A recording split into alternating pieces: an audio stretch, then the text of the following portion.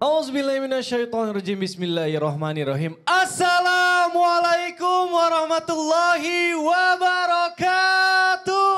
Waalaikumsalam warahmatullahi wabarakatuh. Jamaah. Yeah. Oh jamaah. Yeah. Alhamdulillah. Alhamdulillahirabbil alamin wassalatu wassalamu ala azrafil anbiya'i wal mursalin wa ala alihi washabihi ajmain amma ba'du. Alhamdulillah jamaah, bertemu lagi bersama saya Mikdad Adausi tentunya di Islam Itu Indah. Seperti biasa di pagi hari ini kita akan belajar bersama-sama tentunya dengan guru-guru kita yang luar biasa. Kita sapa dulu, di samping kanan saya ada Ustadz Maulana, apa kabar? Alhamdulillah. Selamat Hari Raya Idul Adha Ustadz, maaf lahir batin. Allahumma labbaik. Tidak bisa naik haji berarti berkurban. Tidak bisa berkurban ya puasa 9 Zulhijjah. Masya Allah. Mudah-mudahan kita dapatkan keberkahannya ya. Amin. Ada Habib Muhammad Sahab juga nih, Masya Allah. Habib apa kabar nih? Udah lama gak ketemu nih, sehat ya? Sehat. Seger banget. Tanyain dong khutbah di mana kemarin? Kemarin khutbah di mana? Pasti jauh nih kemarin nih. Di Polda Metro Jaya. Waduh, Masya Allah. Kok saya tidak ditanya ya? Kenapa ya? Kalau Ustadz Maulana, saya udah tahu. Saya di Kabupaten Bone. Bone, Masya Allah. Masyarakat Bone Sam. pasti nonton. Ustadz Syam dia di mana? Sama kemarin di kayaknya. Maros. Oh, Di Maros, Masya Allah. Luar Dia biasa. bawa barakah. Iya. Maros. Alhamdulillah udah di sini lagi sekarang ya. Nah, baik jamaah. Kita tahu nih sekarang masih suasana Idul Adha gitu. Esensinya sebagai umat muslim itu kita sangat dianjurkan untuk berbagi, bersedekah. Nah selain itu juga memang sedekah itu memiliki keajaiban yang sangat luar biasa. Tapi mohon maaf nih belakangan ini kita mendengar kabar yang kurang mengenakan nih. Ada lembaga atau seseorang yang menyalahgunakan dari hasil sedekah. Nah makanya biar nggak salah kita sama-sama belajar yuk di Islam Itu Indah dengan tema sedekah. Jangan disalahguna, Masya Allah. Baik jamaah, sebelum kita bahas lebih dalam mengenai tema kita hari ini, saya mau ajak dulu jamaah untuk nonton dulu tayangan berikut ini. Jadinya kita mau sedekah tuh jadi bingung ya, takutnya disalahgunakan gitu ya Ustadz Maulana, mohon izin nih. Ini sebagai yang kita tahu sedekah memang itu adalah ibadah yang paling disukai oleh Allah. Paling Namun, disukai. sebetulnya siapa sih orang yang paling berhak untuk mendapatkan sedekah ini? Nah ini mohon penjelasannya guru. Makasih Silakan. banyak Masya Allah, izin Habib dan Ustaz Sam. Bismillahirrahmanirrahim. Assalamualaikum warahmatullahi wabarakatuh. Waalaikumsalam warahmatullahi wabarakatuh. Jamaah. Yeay. Oh jamaah. Yeay. Alhamdulillah. Alhamdulillahirabbil alamin. Allahu akbar, Allahu akbar, Allahu akbar walillahilham. Masya Allah tabarakallah, hari ini hari Tasyrik 11 Zulhijjah 1443 Hijriah. Semoga yang masih mau berkurban masih bisa sampai di hari Tasyrik ini sampai 11, 12, 13. Jadi masih Ustadz, bisa. Yeah. Pokoknya haji nggak haji tetap semangat. Masya Allah kena lagi. Padahal udah lupa kemarin loh Habib diingetin lagi. Enggak apa-apa ya Habib. Nah jamaah yang dimuliakan oleh Allah, Masya Allah tabarakallah. Terima kasih banyak tim Islam Itu Indah yang mengangkat tema ini.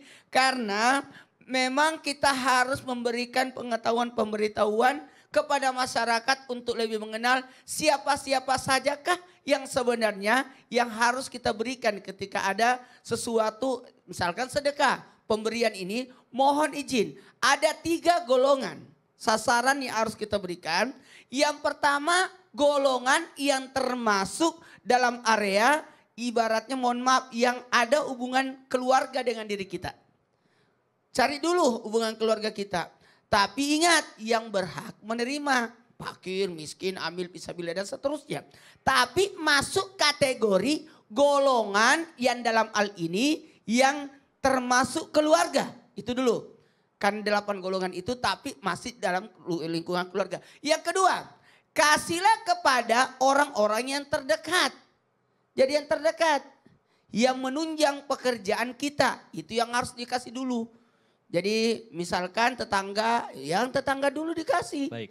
Tetangga-tetangga dulu. Kalau maaf bosnya mau mengeluarkan sedekah. Karyawannya dulu. Baik. Karyawannya dulu.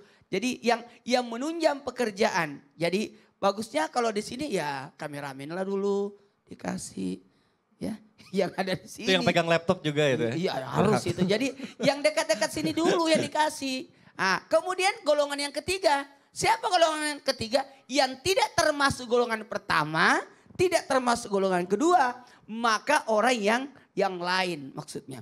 Jadi itu tahapannya. Ketika kita memberikan golongan yang pertama, jadi ketika kita bagi 3 dulu. Bagi 3. Oh ini yang pertama aku kasih dulu ya. Yang ada cari keluargaku. Jangan sampai kita lupa. Tante, om, sepupu, ponakan. Atau itu dulu dikasih.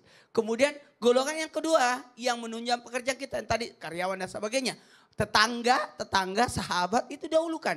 Karena ketika kita bersedekah kepada yang tidak kita kenal 10 pahalanya. Yang dikenal 100. Kepada keluarga 1000. Masya Allah. Kalau anak 10.000. Kalau orang tua 100.000. Kalau guru 1 juta pahalanya. Wah, Masya Allah. Itu ada yang dengar gak? Jadi jangan ragu-ragu ya kalau mau sedekah sama guru ya. Iya, karena apa? Karena ternyata kalau ulama, guru-guru kita kasih, pasti dananya itu digunakan untuk bangun masjid, bangun pesantren, membantu Berangkat haji. Berangkat atau memberangkatkan atau membantu orang. Jadi jalur-jalur itu yang kita berikan. Karena makasih banyak pertanyaan Mikdad, bagus karena ketika kita memberi harus ada 5 syarat itu. Ya. Ikhlas, yang terbaik, Yang sasaran tepat, tidak menyakiti, tidak mengungkit. Waduh, Masya Allah. Jadi kita mau berbagi juga ada ilmunya biar nggak salah ya. Ya, jadi jangan sampai kita bersedekah salah sasaran. Betul. Masya Allah nih Alhamdulillah dapat ilmu baru nih. Jadi ada skala prioritasnya juga Skala dulu. ya. Baik, Masya Allah jamaah luar biasa pembahasan kita hari ini. Selanjutnya kita akan bahas lagi. Saya ada pertanyaan sama Habib Muhammad Syahab. Habib Afwan izin bertanya nih.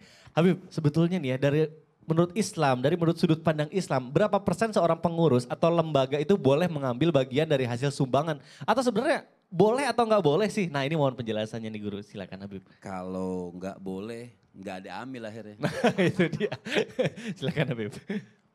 Assalamualaikum warahmatullahi wabarakatuh. Waalaikumsalam warahmatullahi wabarakatuh.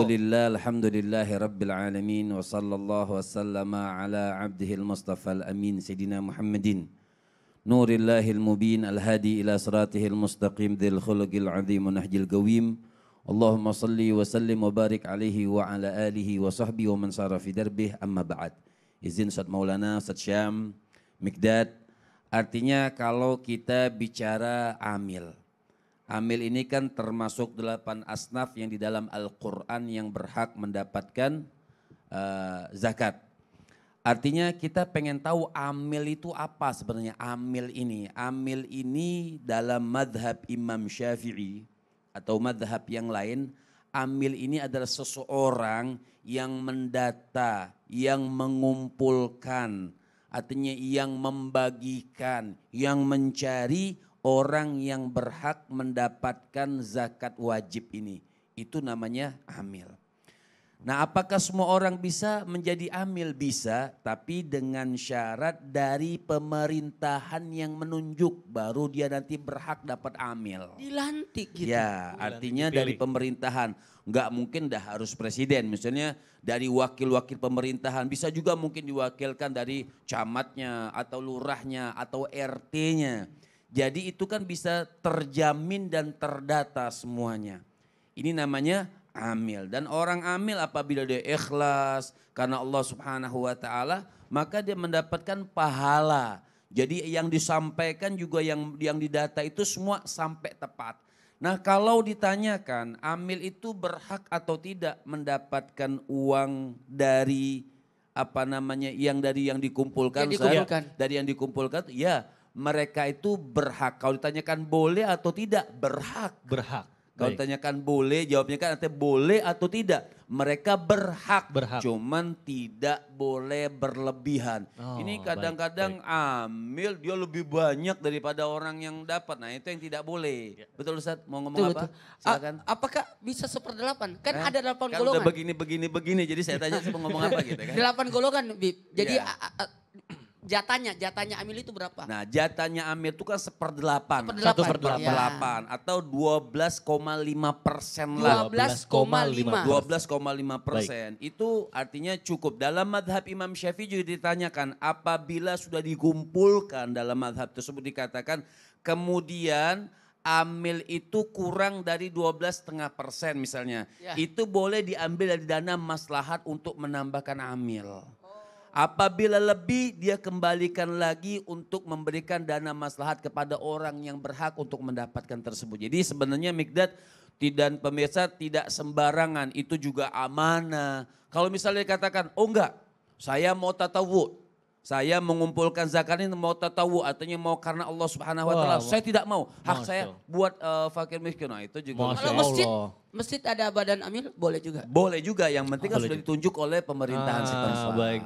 Baik, Masya Allah. Dan banyak juga salah zakat buat masjid, nggak sah. Nggak sah ya, harus ada penerima. Karena zakat itu harus orang. Harus orang ya, diterima sama orang ya, ada akadnya, Masya Allah. Terima kasih Habib. Baik jamaah, kita lanjutkan pembahasan kita mengenai sedekah ini. Selanjutnya saya mau ke Ustadz Syam. Iya, Ustadz Syam, afwan nih, izin bertanya nih.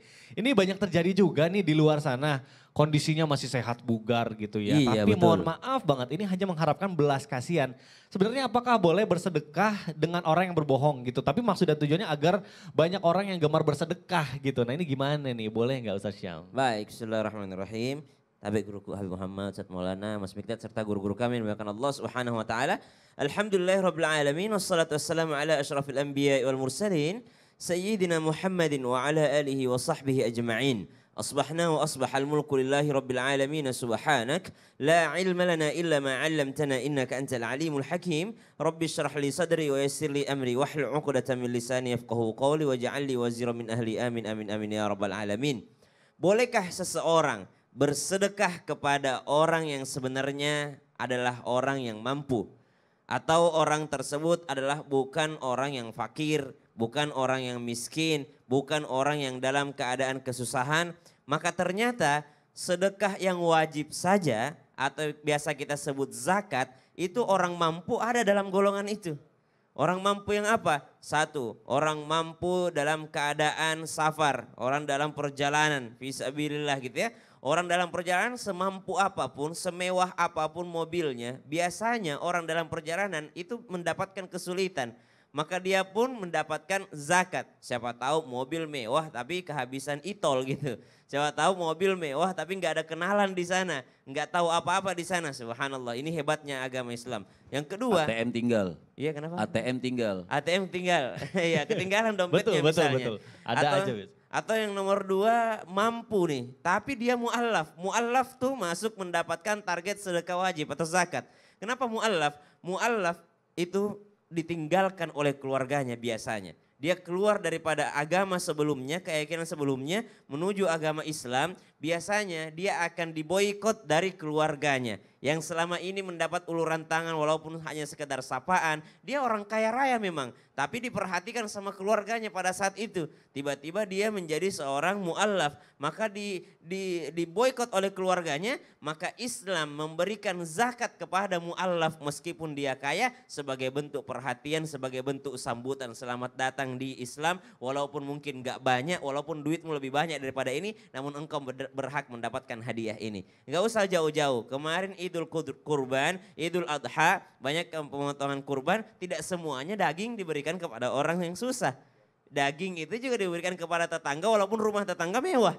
Sebagai bentuk hadiah. Tahadu, tahabu, saling menghadiahilah kalian maka kalian akan saling mencintai. Bagaimana kalau kita tahu dia mencari keuntungan dari berharap belas kasihan walaupun dia mampu. Maka dia pun tetap kita sah sedekahnya, halal sedekahnya, boleh sedekahnya. Namun orang yang mampu disunnahkan untuk meminta belas kasihan daripada orang lain. Disunnahkan untuk menghindari meminta belas kasihan. Dan makruh hukumnya kalau ada memang orang yang mencari keuntungan daripada belas kasihan orang lain. Jadi memang dia sudah mampu, tapi hobinya aja minta-minta, maka hukumnya makruh. Kapan dia meninggalkan hal tersebut, maka pahala dari Allah Subhanahu wa taala. Sebagaimana ashabus suffah atau ahlus suffah, mereka sebenarnya butuh bantuan tapi tidak memperlihatkan itu kepada manusia lainnya. Wallahu taala alam. Waduh, alhamdulillah nih, jadi ngerti nih, jadi ada syaratnya nih. Ngomong-ngomong Ustaz Syam, maaf nih saya mau tanya, Ustaz Syam ngantongin uang gak? Pakai digital aja bisa nggak? Pakai Ya, alobank? aduh ini nih masalahnya nih, saya tuh mau sedekah tapi nggak ada uang cash. Ada. Ini nih. Uang Ini cashnya ada digital nggak? Bisa. Saya butuhnya uang cash nih. Bisa. Ini nih, ini masalah nih. Kenapa Masalahnya lagi? gimana sih? Mau sedekah tapi ngutang. Nah, ini. Gak boleh ya? Apa gimana sih Bib? Habib lagi nyindir siapa ya? Iya, ini mau Itu sedekah. ngomong-ngomong gimana nih? Bib tolong dijawab dong. Guru-guru gimana boleh gak sih kalau kita sedekah tapi ngutang? Sedekah tapi ngutang. Iya. Sedekah tapi ngutang. Heeh. Boleh gak? Nanti kita bahas. Oh, baik deh. ya, Kalau siap. gitu setelah yang satu ini jangan kemana-mana, tetap di Islami Tindak Jamaah. Oh jamaah. Alhamdulillah. Alhamdulillah. Kan uangnya